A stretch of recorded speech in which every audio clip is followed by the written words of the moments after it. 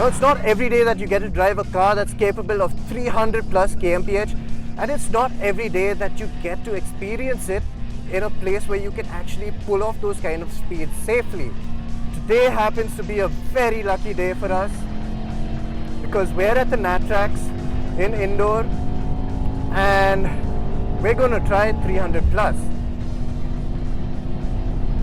260, 280,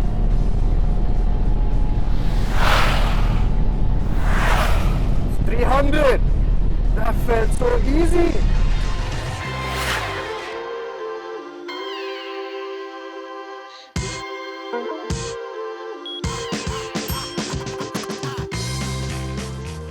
With 612 PS and 850 Nm courtesy the AMG's Handle twin-turbo 4-litre V8, that's not entirely surprising, but do keep in mind the E63S is a heavy car at over 2 tons at the curb.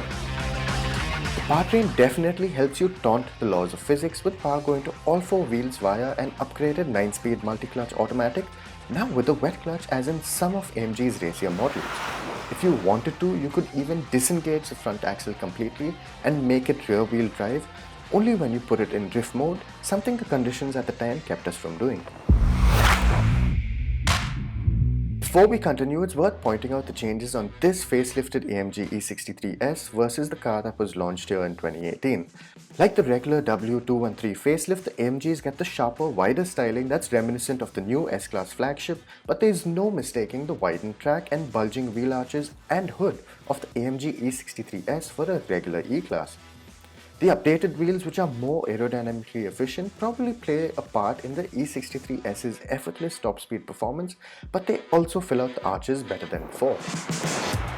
Inside, a new AMG steering wheel with rotary dials for the AMG Drive Select make it easier to access the breadth of electronic trickery that's bundled with the E63S, though the new steering mounted touch controls for infotainment and the instrumentation are actually harder to use than the thumb nibs from before. An updated touch controller on the center console somewhat evens things out, but as always it's an impressive, supremely well-crafted cabin that definitely feels special even when compared to the regular E-Class thanks to all the racy Alcantara trim. We're at the dynamic skid pad of the NATRAX facility and this is the perfect place to test the 0-100 and quarter-mile performance of the E63S. The weather hasn't quite played sport with us today, so it's rained, the surface is a little wet, but we'll go ahead and test it in any case. So first steps, turn the AC off, put it into Sport Plus, put it into manual, okay, full pressure on the brakes, full revs, race start, and that's 100.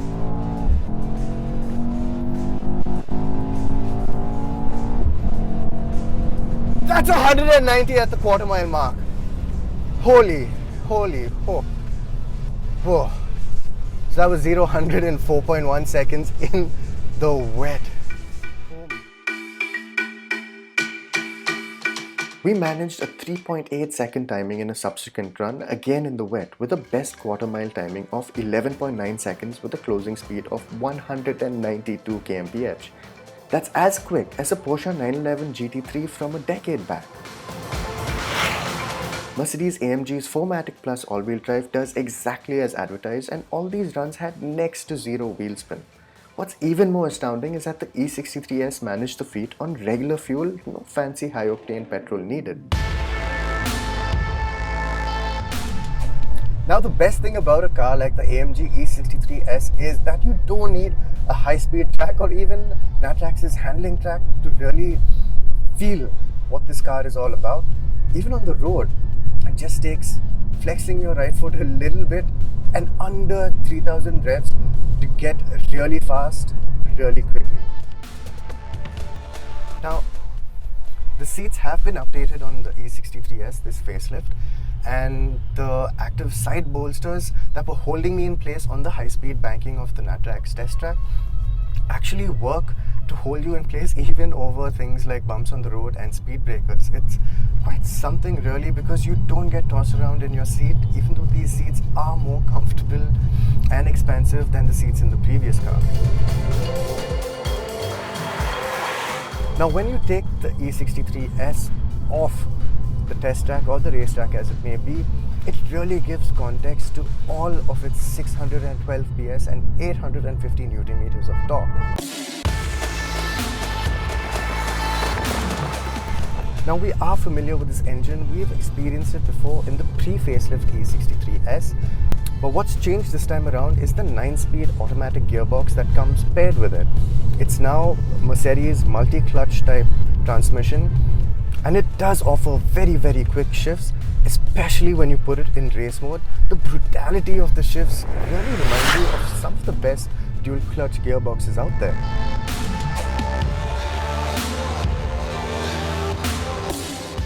The other mechanical changes to the E63S facelift actually cover the comfort side of the spectrum because, let's face it, performance was never really lacking in this car. So to that effect, you have a retuned air suspension system that gives you just a little more breadth of comfort and retuned suspension bushings that hold it in place, which actually take the edge off just a little bit more. The E63S also gets dynamic engine mounts that actually slacken off in comfort mode and stiffen up when you put it in race to give you that little more raw feeling, that feeling when you blip the throttle, the car actually rocks, which gives you that crazy sense of immense power.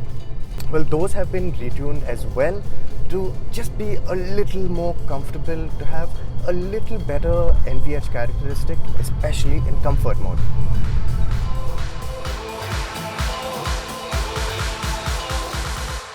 For a car of the E63S's performance, the Ride is very accommodating, keeping you isolated from most road undulations and irregularities. It's not near the magic carpet ride of the regular E-Class, that's for sure, but it's not hardcore either, and the updated E63S is definitely more livable with. On the NATRAX handling track, designed to show up every aspect of a car's dynamics, the E63S has immense mechanical grip, but it's a big car with a big engine and it feels like it, needing quite a bit of muscle to really wrangle it around. Push too hard and you're met with understeer, though body control is very tight despite the extra comfort in the updated car. But if a more agile AMG E-Class is what you're looking for, Mercedes has you covered. Soon after testing the E63S, we got a chance to see what the newest addition to the AMG sedan range is like.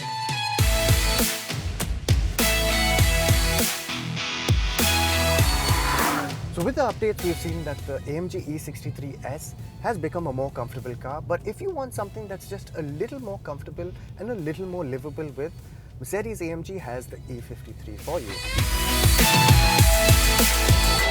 It's not as soft or as plush as the 6-cylinder diesel E350D, but this car, with its 6-cylinder petrol twin charge, that's electric supercharger and turbocharged engine, actually brings you very close to full-on AMG performance. And while the E53 is down on outright horsepower compared to the E63S, the 53 has a little trick up its sleeve, and it's called Mercedes EQ Boost.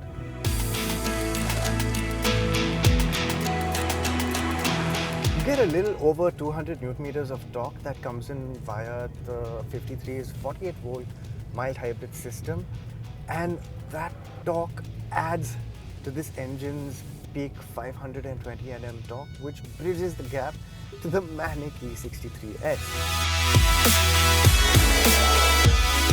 If you were to compare the torque bands of the two cars, this car actually has the wider spread, with torque peaking at 1800 RPM and going all the way just short of 6000 RPM.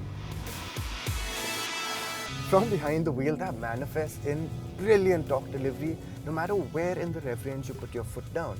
So you can be in third gear at about 1400 RPM, and when you roll on the gas, it snarls. This thing has a great character all of its own. This despite looking and feeling near exactly the same as the more expensive E63S, both inside and out. Even the aero wheels look similar, though they're a whole size down. The E63S has the wider track, sure, but that's only noticeable if you were to park the two side by side. Even the cabins are near identical, with the E53's red seatbelt standing out, while the AMG specific gear isn't as all out as on the E63S. Where the E63S is all shouty growls, this has a brilliant raspy snarl to it. It's a great sounding inline 6-cylinder engine, and if you're hard enough on the gas, you can even hear a bit of turbo flutter, which is very, very exciting. But boy, combined with that little turbo whoosh and the flutter of the wastegate that you get right at the top of the rev band, this can be quite the exciting car. Wow, it's rapid. It's rapid. Of course, this engine isn't as characterful as the V8. You can't expect it to be, but it gets the job done, and it gets the job done with such a narrow gap between the two that you begin to wonder if that price gap is really worth it. The 53 actually feels a lot lighter on its feet because it doesn't have a big hulking V8 sitting up front. As a result, it does feel a little more agile, it does feel a little more willing to turn into corners, and it has pretty much the same dynamics as the E63S, except that it does not have Dynamic Plus pack that can be spec'd with the car, which means that the all-wheel drive system is always there to help pull you out of a sticky situation, and you can't stick it into a rear-wheel drive only drift mode like you can in the E63S.